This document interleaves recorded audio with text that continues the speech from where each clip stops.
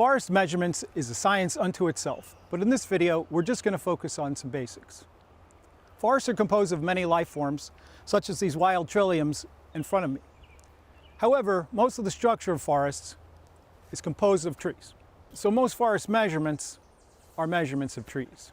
We rarely have time to measure all the trees in forests, so usually what we do is find some trees in different spaces throughout the forest, take measurements of them, and use those to represent all the trees in that forest.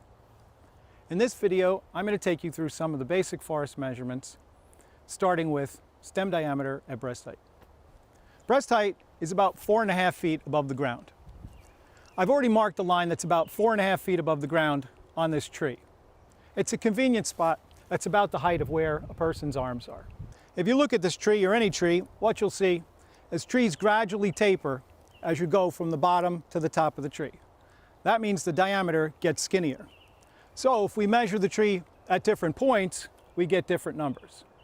And what we want to do is have a standardized system of measurements where people get the same measurement with the same tools when they're measuring the same place. That's called precision, or we sometimes call it repeatability of a measurement. So when we talk about the diameter of the trunk of a tree, we're talking about how wide is it. One of the tools that we use is this stem caliper. A stem caliper is basically a ruler that has two arms that can grip either side of the tree.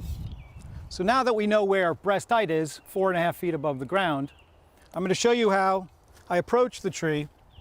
I slide the caliper onto the tree, and then I can read off the diameter like a ruler.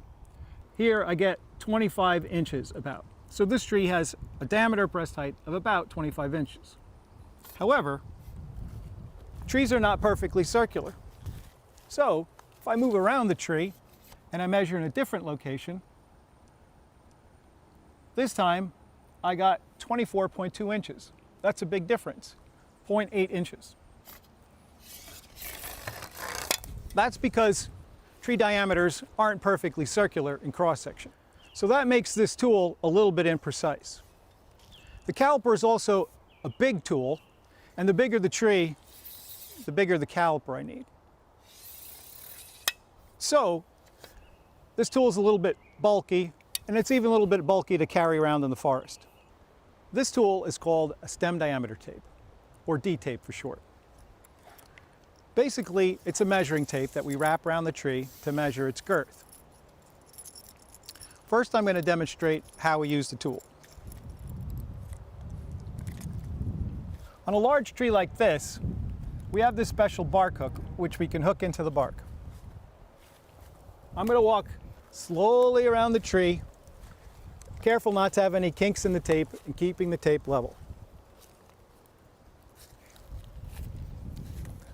Then I'm going to come back to a zero line here and read off the measurement. This tape tells me that this tree is 25.9 inches in diameter. Now, if you look at what I just did, you'll see that I actually measured the circumference of the tree. So, how did I get the diameter? Well, this is a special tape that's already been recalibrated so that I can read off diameter when measuring circumference. So in order to do that, I have to know the relationship between circumference and diameter.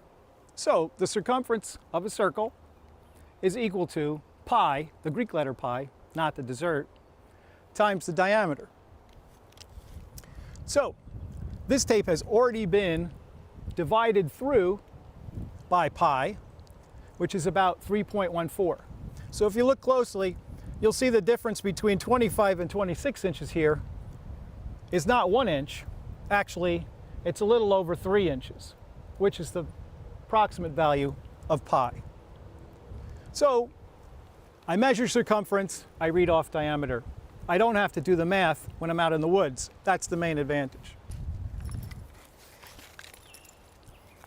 The diameter tape is a really nice tool because it fits conveniently in our pocket, and also because wrapping around the tree enables us to average out all the different measurements we would get if we took a caliper.